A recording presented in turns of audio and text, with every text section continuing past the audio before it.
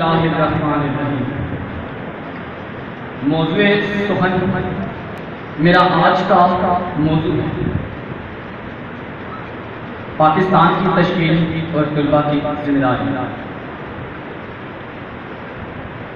ہے۔ تیرے تصرف میں یہ بادل، یہ گھٹائیں، یہ گنبد اطلاق، یہ خاموش فضائیں،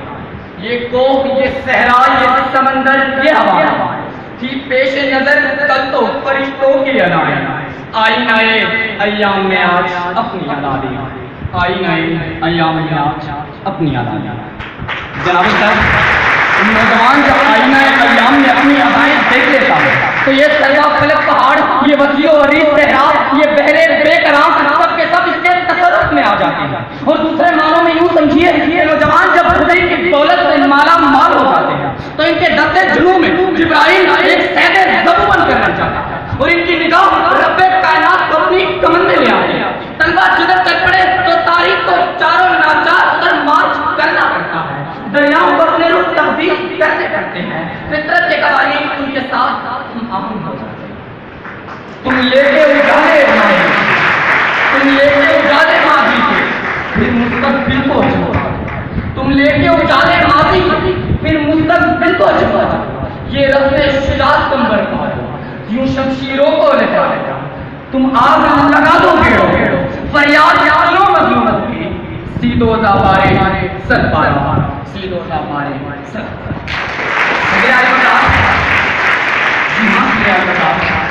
تشکیل پاکستان کے لیے لاہور کے چند طلباء نے مسلم اسٹوڈنٹ فیڈریشن کی بنیاد رکھی۔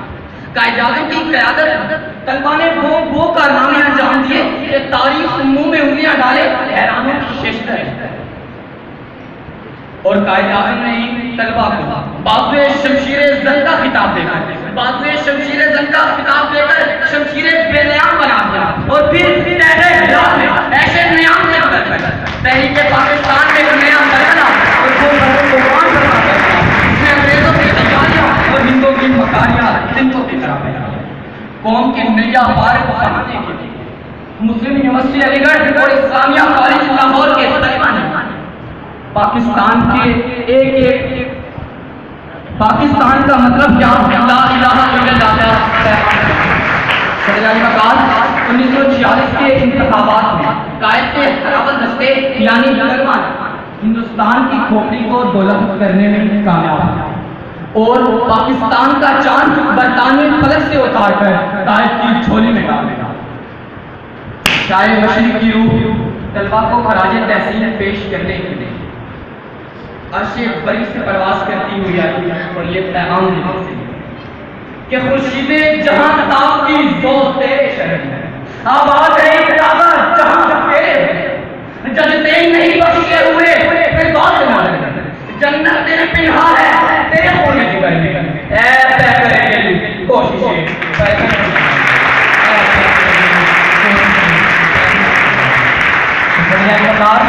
آج وطن کی مٹی ایک ایک پر تو پکار کر کہتے ہیں کہ اے ملت ایک بیدار کی آگیا، اے اس وطن کی مٹی کے مستقبل، تو اگر تم ایمان کی تکمیل چاہتے ہو تو اگر تم ایمان کی تکمیل چاہتے ہو تو اگر تم ایمان کی تکمیل چاہتے ہو تو اس وطن سے بہرائی بدکاری اور کرپشن کا خاتمہ کرو۔ لسانی عصیبتوں کے گلے پر چھری چلا کر اللہ کی رسی کو مضبوطی سے تھام لو، بندہ مزدور کے تلخ اوقات ختم کر کے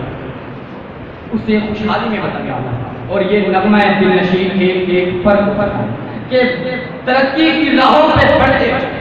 بلندی کی گھاٹی پہ چڑھتے محبت کی نہریں بہاتے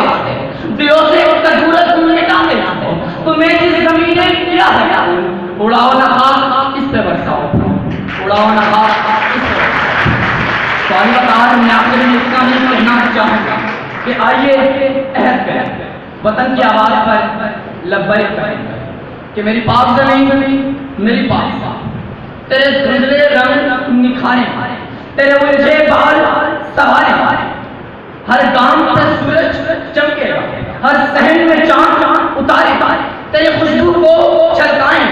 تیرے پیار کی جگنی گائیں، تیرے بھٹی راشد اور سر تیری عظمت پر مر جائیں،